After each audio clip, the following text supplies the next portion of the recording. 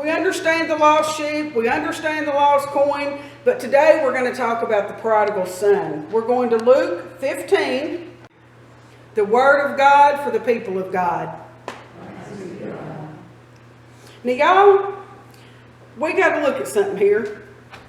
The definition of prodigal. You know, for my whole time, we talk about the prodigal son. But today, I'm going to show you that we really need to be talking about the prodigal father. Because the definition is spending money or resources freely and recklessly, wastefully extravagant. Having or giving something on a lavish scale, and the noun form of it, that was the adjective, the noun form of it, a person who spends money in a recklessly extravagant way. So let's think about this story in context of those two definitions. Now, all the tax collectors and the sinners were coming near to listen to him, and the Pharisees and the scribes were grumbling, saying, "This fellow welcomes sinners and eats with them." How lavish, how reckless was that compassion on Jesus' part? That he was willing to be seen and to interact with the very outcasts of society. Do we ever think about it like that? You know, the highbrow folks are looking saying, "What in the world? Can you believe he's doing that?" And Jesus is totally ignoring them. Can I tell you? He couldn't care less what those people are saying, because he's on a mission to recklessly show the love of God. Now, one of the questions I want each of us to ask ourselves is how we would react to that. Do we think that, we just need to be running with all the Christians in the neighborhood? Do we think that we need to get out in the neighborhood and see some folks that we don't see at church? Y'all, I had the funniest thing. You know something funny is going to happen to me. And if it's going to be out of kind of order. This little grocery store up here, don't drive to. But they do have good food, and they deliver. Now, for $3, I will let them bring me food 10 houses down. Except every time I call and order food, they get lost. So, yesterday, Donna and I ordered some lunch, and they called twice to see where, and finally I said, "I'll be standing in the driveway holding money." Now, right. Not the best thought out plan. We might have a drug house across the street. So it might not be the best thing to stand in the driveway waving money. So the little girl found me and she said, "I can't believe I found you. We were lost." And I thought, Lord, couldn't you have given me a different example for my sermon tomorrow than me having to tell the church I stood in the driveway waving money? Y'all, she couldn't find her way 10 houses down. Who in our vicinity is only 10 houses from Christ, and we've yet to find them? It's stunning, the recklessness of Jesus extending compassion and just even his time to these people that were outcast. How reckless are you willing to be? How extravagant and lavish are you willing to be with the Jesus that's in you? So, Jesus has a story to tell, and it should be reacted to, right? And so then Jesus said there was a man who had 2 sons. The younger of them said to his father, "Now, Father, give me my share of the property that will belong to me." And so he delivered the property between them. Now, y'all, there's 2 issues with this scenario. The younger son wanted his inheritance before it was due. Now, if I went and asked my dad for my inheritance, he'd laugh for 2 reasons. He's not dead, And there's probably not going to be any. That's not totally true, but you see my meaning, right? And so, and additionally, there wouldn't, in that cultural time, been any significant inheritance to the younger son. Everything would have come down to the older son based on tradition. Now, y'all, this was done on purpose because family lands were held generationally. And still to this day, the real kind of hardcore Jews that I know still own the family land. They don't sell it. The youngest son gets virtually nothing. The older son gets everything. The only time I have seen that not happen, I worked for a Jewish man in St. Louis, and his oldest son married a woman outside of the faith that had children. And the land, the inheritance, was not going to get out of that bloodline. And so since the younger son actually had biological children, a son, that's the only way this got passed down, based on the failure of the older son. And so keep that point in mind. I'm a little ahead, sorry. And so there wouldn't, the majority, if not all of it, would have gone to the older son. So what was this young guy even asking for, right? But the father divided the property and was quite generous. I dare say extravagant. Perhaps even prodigal. So, a few days later, the younger son gathered up all that he had and traveled to a distant country. There he squandered his property in desolate living. Now, here's another point. At least he didn't do it in the neighborhood, right? There wouldn't have been, they didn't just travel for any reason like we do. We might run to Memphis. So when there was nothing to get in trouble in his town, so he had to travel a great distance. He probably went to a port city where all manner of, madness would have been available. And so he was spending recklessly, y'all. And then something happened totally out of his control. Have y'all ever had something just pop up in life that was totally out of your control?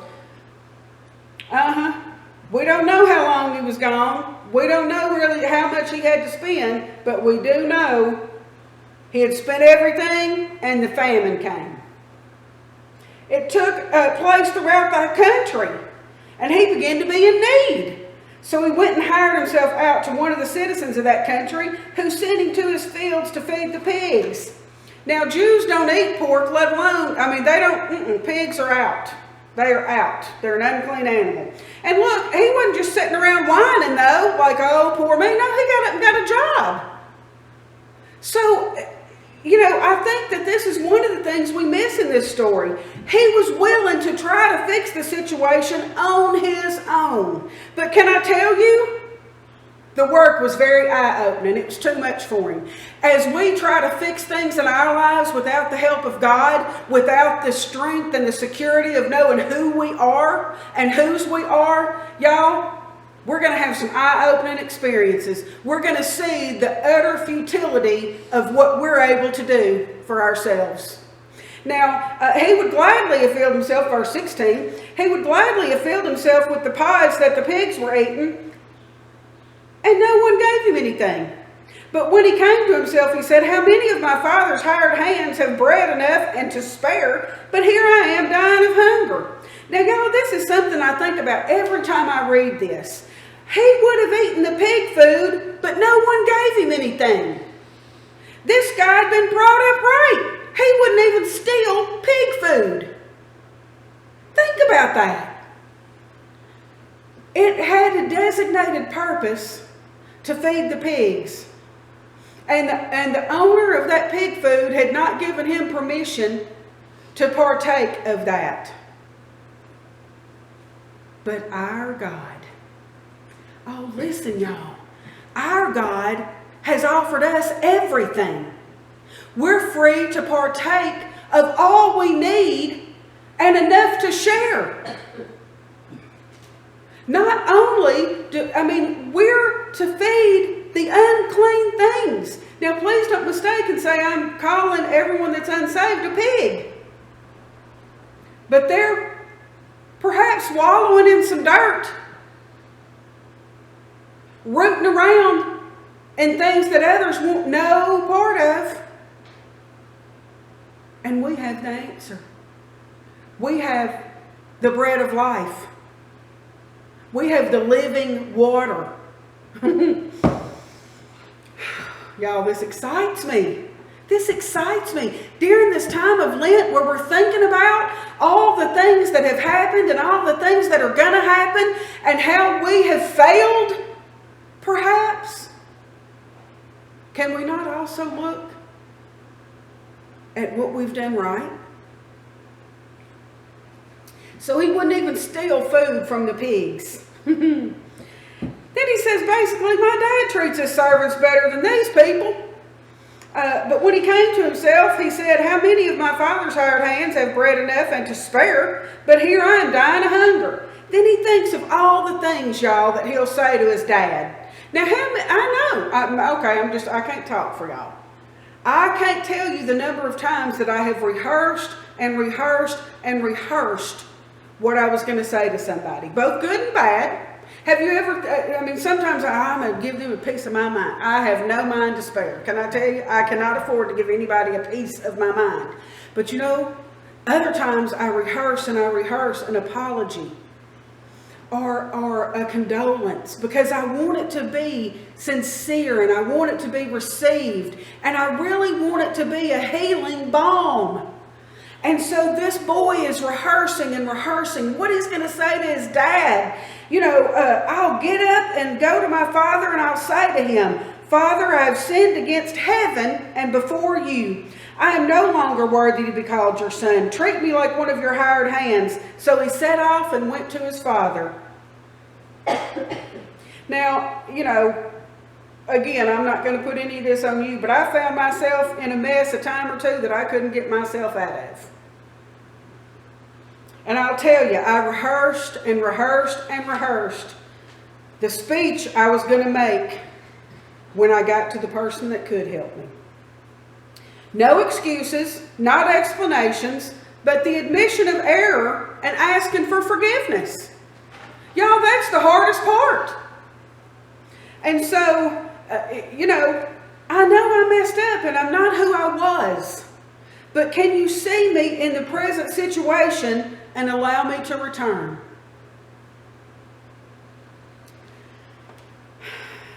But listen, that's not even what happened. That's not even what happened. Verse 20b says, but while he was still far off, his father saw him and was filled with compassion, and he ran and put his arms around him and kissed him. Now my contention is, y'all, this boy didn't look like when he left home.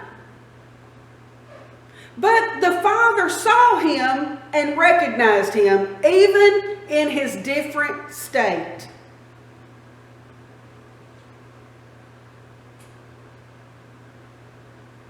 Yeah, I was given time for that to set in. Do you know that our Father sees us no matter what state we're in? Whether we've traveled afar off and come back thin and starving, didn't even have shoes on, or whether we've dressed up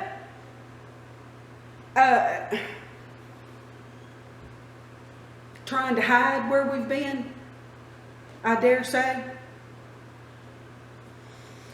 So he ran, he put his arms around him, and he kissed him. Now, y'all, this wasn't a kiss like The Godfather. You know what I'm talking about? Where,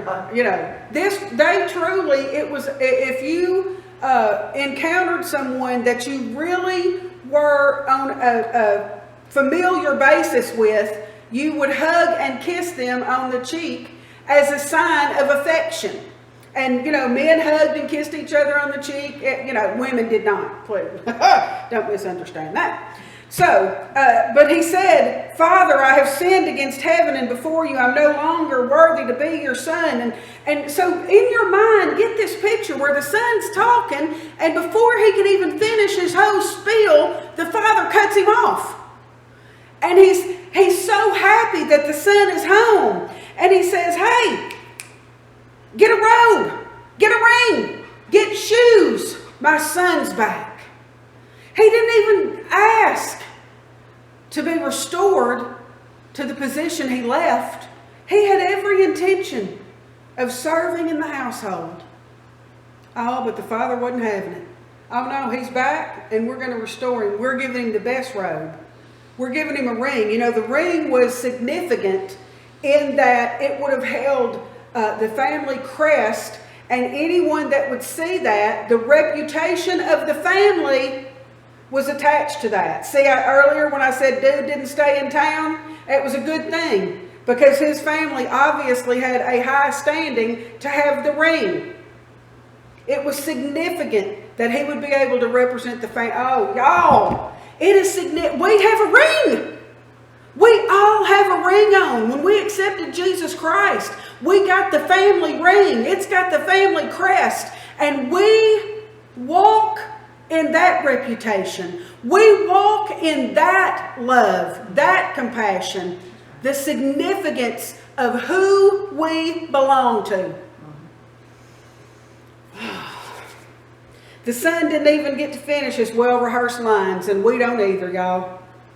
You know, there's times when I go to the Lord in prayer and all I can say is, Lord, I'm sorry. I mean, I can't even get out the whole long thing that I've decided in my mind that how I'm going to explain to him that, you know, I had a paper due, and so instead of my prayer time from 5 to 5:30, I got up and wrote. I can't explain to him how, you know, I got frustrated about something, and instead of presenting a compassionate and loving front, that maybe I was a little short, a little snappy. The father was the prodigal in this situation, y'all. And our Father is the prodigal, our Heavenly Father. He recklessly and lavishly, extravagantly pours out His love on us. Amen.